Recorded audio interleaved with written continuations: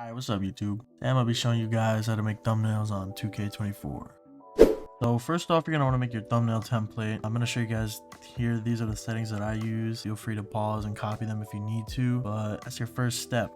So unfortunately, I don't have a capture card. So what I do is I use the Xbox app on PC. You can just get it from the Microsoft Store. And if you see the little button on the top left next to your gamer tag, that's the stream option. So stream to your console. And this is just the way that I do it. There's no right or wrong way. You can do whatever you want. If you have a capture card, use that, it's better, but this is how I do things. Now before you go ahead and get any sort of screenshots or anything like that, you're gonna have to figure out what you want to do for your thumbnail. So in my case, I'm making a Russell Westbrook thumbnail. I'm gonna go into the play now and I'm just gonna get some screenshots of Russell Westbrook. So once you get in the game, depending on what you want your screenshot to look like, for example, say if you want an action shot, give the ball to whoever you want the screenshot of. So in my case, I gave the ball to Russell Westbrook. And since I want the thumbnail to be a finishing build kind of video, I gave it to Russell Westbrook and just did like a general dunk or whatever you want to do. Say you're doing a Curry build and you want to shoot a three, whatever you want to do. If you don't want an action shot, just keep your players still and they don't have to have the ball. It doesn't really matter. Whatever you want to do with your screenshot. So once you get something you like, you're going to want to pause the game and go to your instant replay. This is where you can mess with the camera settings and this is where you're going to essentially get your screenshot from. So here you can see I landed on this screenshot of Russ. I end up messing with the camera settings a little bit, and later on you can see that I end up using this in the background of the thumbnail. I recommend getting multiple screenshots because you never really know what works and what doesn't and what blends well and different composition things like that when you're doing the actual thumbnail part. So I'd say for sake of not having to come back to it, you should take multiple. So when you actually go to take the screenshot, you're always going to want to hide your UI. So it makes it easier. You don't have to remove it later. The controls for that on the bottom right of the screen. And essentially what you're going to want to do is go back to the Xbox app if you're using that and take a screenshot of the Xbox app. It's simple as that. If you're using a capture card, same thing. Just capture a screenshot, drag it into Photoshop, and you're ready to go.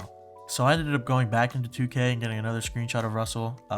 I figured I wanted something that was more of just an upper body kind of picture rather than him dunking and, just something that was like a standstill. So I went back and got another one. You'll be able to see that here in a second, but I'm going to show you guys how to pen tool after this. So I'm going to cut them out, make sure all the edges are smooth and all that kind of thing. So as you can see here, I pasted the screenshots into Photoshop and I recently bought a new motherboard. So I do have the Activate Windows logo on my screen, which kind of sucks, but it's an easy fix. So I started out by making a selection of the area that I wanted to change with the polygonal lasso tool. You can find that tool on the top left of the toolbar. If not, just go to your window on the top and then change your workspace to default, and then you'll be able to see it there on that left side. So after my selection is complete, I go to edit and then content aware fill. Basically what this is it just uses the pixels from around what your selection is to fill in the gaps. So it's basically like an AI thing, but it works very well for like small things like this. I don't recommend trying to use it for bigger things. It could get a little bit sloppy, but this works for a bunch of different things. It doesn't have to be just like text or anything. I end up using it later on to cut out some players, but it's very useful. I use this tool all the time. Let me know if you guys want a more in-depth tutorial on this. It's pretty simple, but let me know. Anyway, moving on, we're working with the pen tool right now. This one is a very complicated tool if you don't know what you're doing. I'm not going to give a very in-depth tutorial on pen tool. You can find that somewhere else on YouTube. The gist of it is you just trace the edges. I like to keep my edges a little bit cleaner, and so I don't do like exact matching to the players. So for example, if it's like a bicep or something, I just try to round it out and just make it a little bit more sharp. It's up to you on how sharp you want your cutouts to be. You could be pixel perfect, you could be a little bit off, or you could do what I do. It's completely your own preference. I personally think smoothing it out makes it look better in the end, so that's why I do it.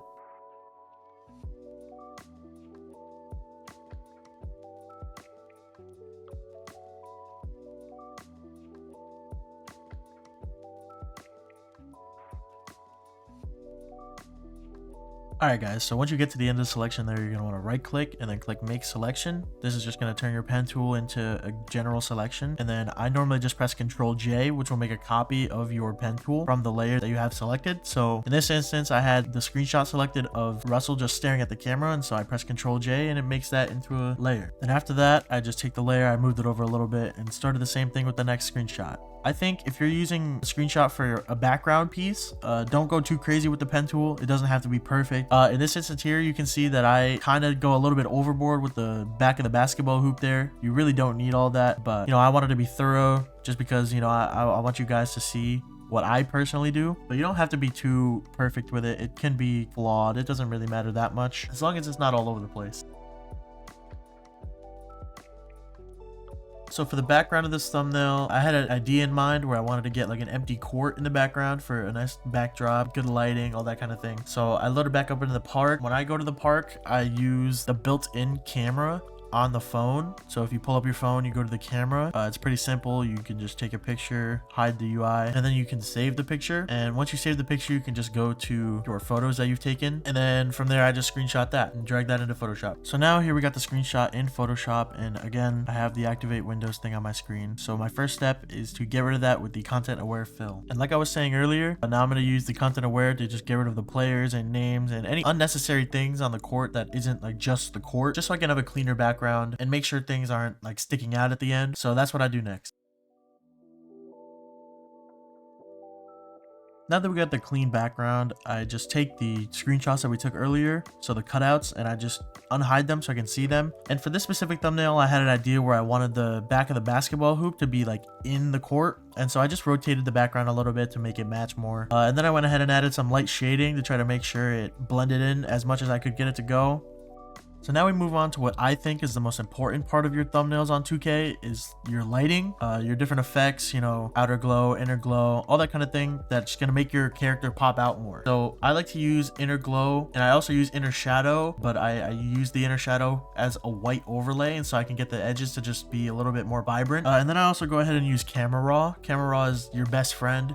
Everything you're going to find in camera raw is going to help you out. You know, you got anything you can think of, you can change with the lighting, the colors, different distortion, grain, all that kind of stuff is in camera raw, and you're going to want to abuse it as much as you can. Also, when I'm doing lighting on my main character, I try not to use outer glow because it's more of like a refined space. And so I like to use just the brush tool and just put a white dot right behind the character. You know, make your brush a pretty decent size, and it just makes it look like there's a lot of light, you know, emanating behind them. So it just makes them glow a little bit more.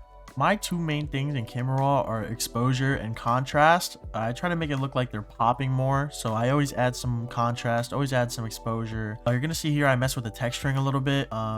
Don't go overboard with texturing. It's not worth it. If you can add a little bit of texturing in there to make it look a little bit better, then go for it. But if you overdo it, then it can completely ruin your piece. So make sure you're very careful with like texture, detail, clarity, dehaze, all that kind of stuff. I wouldn't touch it too much. One good thing to use in the detail section is noise reduction and color noise reduction. Don't go too overboard with it, but you know, it can really help out if you get like a shitty screenshot or if you just have something that you don't want. But I think I'm gonna end up going back in here and removing some of the texture that I put on because it just looks a little bit too forced. Right here, I ended up going back and cutting out Russell Westbrook dunking, just so I can add some lighting effects to just him and not the whole hoop itself. So these kind of things, like little things that I end up doing, but they make a huge difference in the long run and they make it look better. So the effort that you put in makes it worth it. And then I went ahead and just added some of the same lighting effects that I did for my main character, so they kind of both glow. Pretty simple stuff. You don't have to go too overboard with it. Like I said earlier, going too overboard is just going to make it look 10 times worse, and it's just going to be an eyesore. So I just try to keep it light.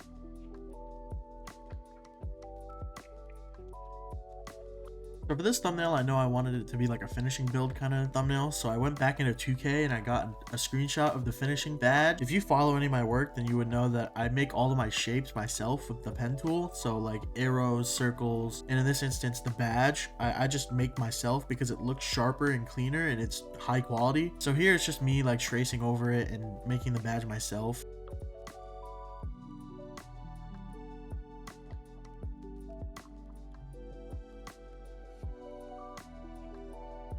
After I finished making the badge, I went to Google and I just found a stock PNG image of a ring of fire. At first, I decided I wanted to put the badge behind the main character, so it would just pop out right behind his shoulder. I later on decided that it would look better if it was underneath the one that's dunking. And so, you know, I just went around and messed around with the perspective. This is a tool that would be very nice to use if you know how to use it. So I recommend just going into Photoshop and messing with it. And that speaks for any other tool. You know, you'll learn a lot by just messing around with things, seeing what they do, and making sure that you understand the use for each tool. And I know I said it at the beginning, but there's no specific way to do things. Like every designer does things a different way. It's just their own personal style and what they're comfortable with. So I'd say make sure you get comfortable with your own style so you know what you're doing and it can increase your workflow. But yeah, so here I'm just repositioning the badge, trying to make it look like it's on the ground. So I mess with the perspective and I changed the distortion a little bit. Simple things that you can learn like when you start doing Photoshop. But if you guys do want any in-depth tutorials on anything I've done in this video, just let me know in the comments and I'll try to get back to you on that. But yeah, everything I'm doing here is pretty simple. You could probably learn it quickly if you're really dedicated enough to wanting to know how to do Photoshop. I've been doing this for almost 8 years, so I have a lot of experience. I've done online courses, I've done a bunch of different things, but you know, it doesn't necessarily take that long to learn Photoshop. For me, I wasn't like the brightest kid, so it took me a long time, but you know, everybody's different. Everybody learns at their own pace. And I'd say just do whatever makes you comfortable. So coming down to the final stretch here, I'm just doing some last minute like lighting effects and shading and that kind of thing. And then you gotta make sure to add in your 2K logo. So whatever 2K you're making this thumbnail for. So for my instance, I'm making it for 2K24. I slide in the 2K24 logo, add a little bit of a shadow under it, and you're good to go. After that, I open up Camera Raw again. Make sure you get your entire thumbnail in there. So what I like to do is I'll group everything together. And you always want to keep a backup. So I make a copy of the group and then I just merge that group together, and then I'll take that into Camera Raw. You know, be aggressive with your lighting settings in Camera Raw. So I'd say, you know, exposure, contrast, vibrance and saturation are going to be your biggest two things for your final applications. You know, really enhance the color, make sure everything is bright, looks good. In this one, I add a vignette, which is just like, you know, the corners, you can make them either lighter or darker, just kind of adds like a more focusing effect to the middle. So I add a black one just to add a little bit more contrast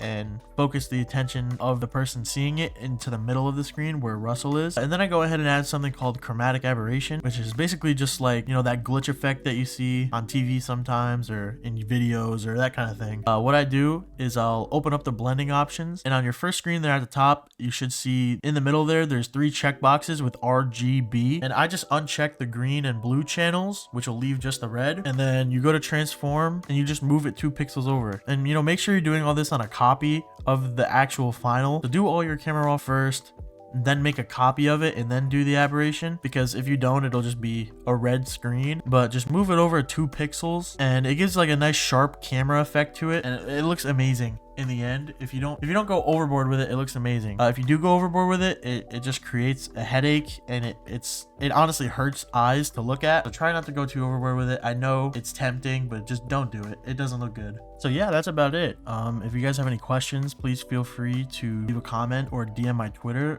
Leave the link in the description. Let me know if you guys want to see more videos like this. I do designs daily, so I always have something to be doing. If you guys have any recommendations, let me know. But yeah, that's all I've got for you today, and I hope you guys have a good one.